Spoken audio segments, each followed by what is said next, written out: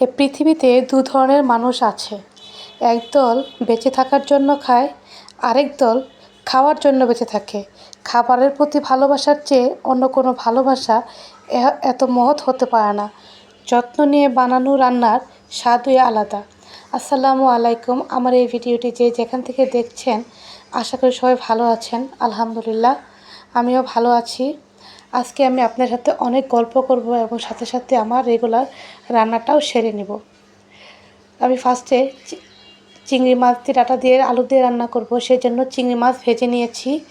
দেন প্যানে পেঁয়াজ কাঁচামরিচ দিয়ে লবণ, হলুদের গুঁড়ো, ধনে গুঁড়ো, জিরে গুঁড়ো, আদা রসুনের পেস্ট, মরিচের গুঁড়ো সব একসাথে দিয়ে আস্তে আস্তে ভালোভাবে নেড়ে মিশিয়ে নেব।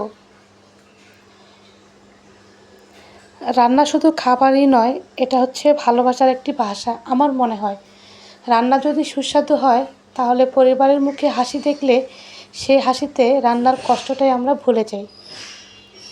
দেন হচ্ছে আমি মশলাটা কষিয়ে পরিমাণ মতো পানি অ্যাড করে দিব। তেলটা উপরে ভেসে ওঠার আগ পর্যন্ত নাড়তে থাকবো। তেল উপরে ভেসে আসলে আমি এখানে আলুটা দিয়ে দিব। যেহেতু আলু সিদ্ধ হতে একটু টাইম নেয়, আলু আর চিংড়ি মাছ আমি এখানে দিয়ে দিব। আলু চিংড়ি মাছ একটু সিদ্ধ হয়ে আসার আগ পর্যন্ত নাড়তে থাকবো। নেড়ে চেড়ে পরিমাণ মতো পানি অ্যাড করে ঢেকে দিব।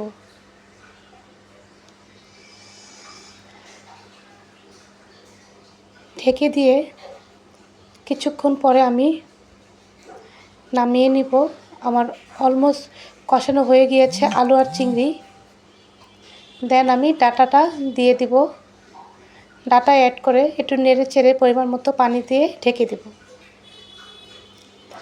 আমার হয়ে গিয়েছে চিংড়ি ডাঁটার ঝোল। এখন আমি একটু ধনেপাতা দিয়ে নামিয়ে নেব। তারপরে আমি চিচিঙ্গা ভাজি করে নিব। চিচিঙ্গা ভালোভাবে কেটে ধুয়ে তার সাথে লবণ আর কাঁচামরিচ দিয়ে সিদ্ধ করে নেব। সিদ্ধ করা হয়ে গেলে আমি এখানে পেঁয়াজ কুচি দিয়েছি। পেঁয়াজ কুচি দিয়ে নেড়ে চেড়ে চিচিঙ্গাটা